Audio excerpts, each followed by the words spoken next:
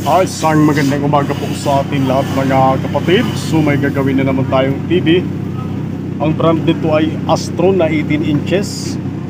So ang naging problema raw nito ay walang power mga bro. Try natin i-plug in. Ayan, plug in natin mga bro. So wala tayong makikitang standby power. Dapat may pula na siya rito. So yan ang problema ng itong TV na to. Bigla lang dalaw naman tayo mga bro habang nanonood sila. So buksan na lang natin para malaman natin kung anong problema nito. Astron ito na 18 inches na LED TV mga bro. So may mga dumi pa sa ilalim. So bubuksan na lang natin para malaman natin kung anong dahilan bakit wala siyang power. Malamang may problema to sa power supply section. So buksan na lang natin mga bro para magkaalaman na.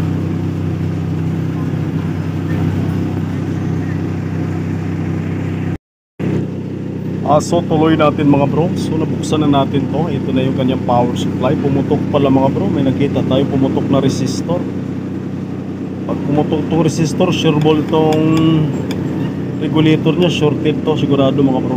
Kasi hindi puputok itong fusible resistor to ng ganito pag hindi shorted itong regulator niya. So paklasin na lang natin yung pinaka power supply natin. Tingnan natin kung marirepair pa or pag hindi na medyo alanganin convert na lang natin sa ibang power supply. Yun ang pinakamabilis na paraan.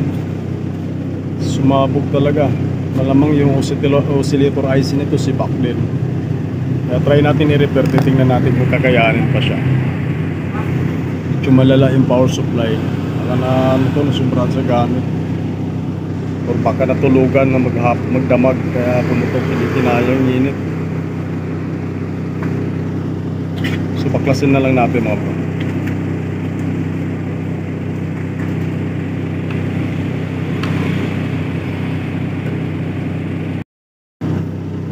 So tuloy natin mga bro. Binaklas natin yung power regulator niya. Talagang shorted niya talaga siya mga bro. Tapos open talaga yung fusible resistor. Tapos yung filter din pala niya kinalawang, naputol na pala mga bro. Malamang yun ang dahilan kaya pumutok siya.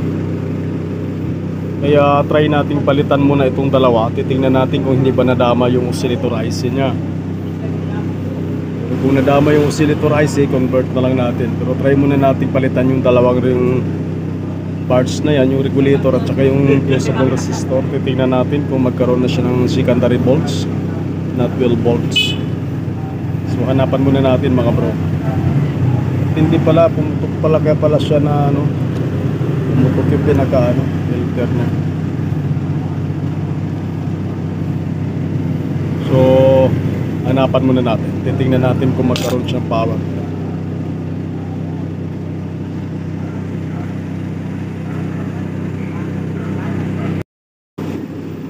So tuloy natin mga bro. Kinabitan na natin ang regulator at saka yung fusible resistor. Tapos dinugtungan na rin natin yung paa na putol yung kanyang filter capacitor.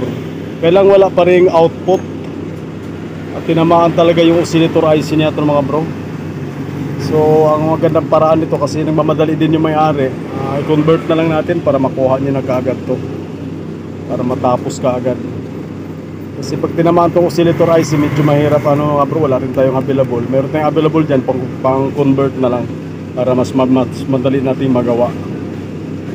So try na lang natin i-convert ito pagkatapos tanghalian kasi mamadali kasi may-ari. Kaya medyo gawan na natin ng paraan na mas mabilis, convert na lang natin. Kasi ayaw pa rin, kinabitan na natin ng tinamaan kasi itong oscillator IC mga bro. Share ko lang to sa mga baguhan nag-aaral. Hindi talaga magkaroon ng secondary volts yan pag sira itong ating oscillator IC. Kaya medyo mahirap paghanap ng oscillator IC na ganito mga bro. Kaya pinakamabilis na paraan, convert na lang natin. Palitan na lang natin ang buong power supply. Tatap na lang natin dito sa secondary niya kasi importante dito din yung supply sa yung inverter ng kanyang backlight para parehas ng labas ng kanyang mga bro, supply ng kanyang backlight. So hanapan muna natin ang power supply na pwedeng ikabit dyan mga bro. At pasensya na pala mga bro, medyo maingay dahil may yung may nilad, may ginagawa yung truck nila medyo maingay.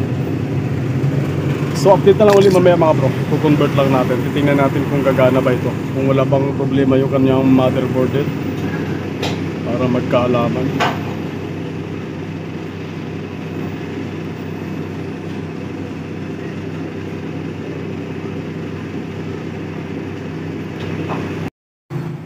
Tuloy natin mga bro. Nakakita na tayo ng power supply para dito mga bro. Pang ano rin to, 21 inches din na ano to, LED TV. So bali tinap lang natin dito sa secondary yung 12 volts mga bro, para yung inverter nya tama pa rin yung supply sa kanyang backlight. So try natin plug in, titingnan natin kung magka power na ba siya. Yan, plug in natin mga bro. Ayan, nakita nyo mga bro, umilaw na yung power natin. Umilaw na yung power indicator. So try natin i-power on. Yun, nag-on na siya mga bro. So titingnan na lang natin yung kanyang screen kung okay, kung may tugtog na naman.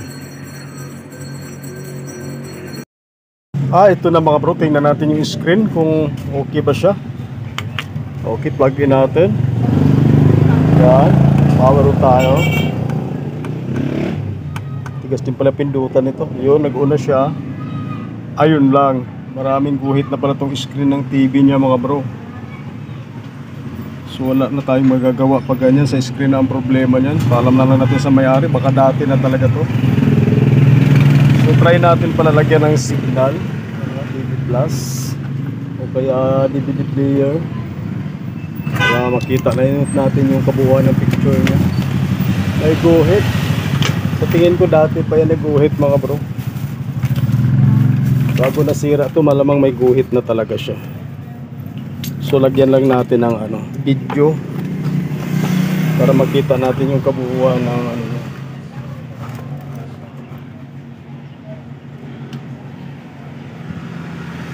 Yung nabunot yata kasi nawala. Lagyan natin ulit. Bakit nawala?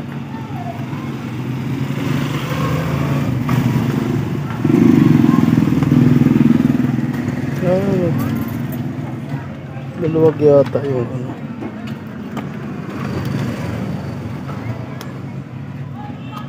bakit teka lang, maluwag yata.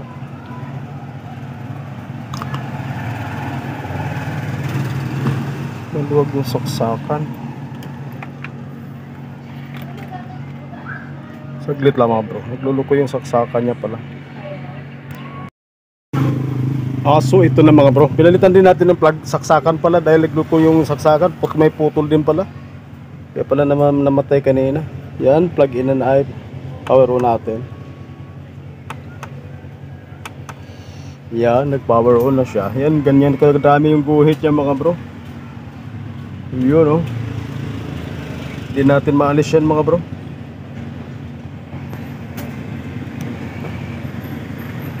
Pero pwede pa rin pagtyagaan to, panahon nila.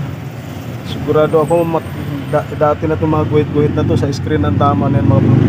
Power supply lang naman ginawa natin. So hanggang dito na muna ang video natin mga bro.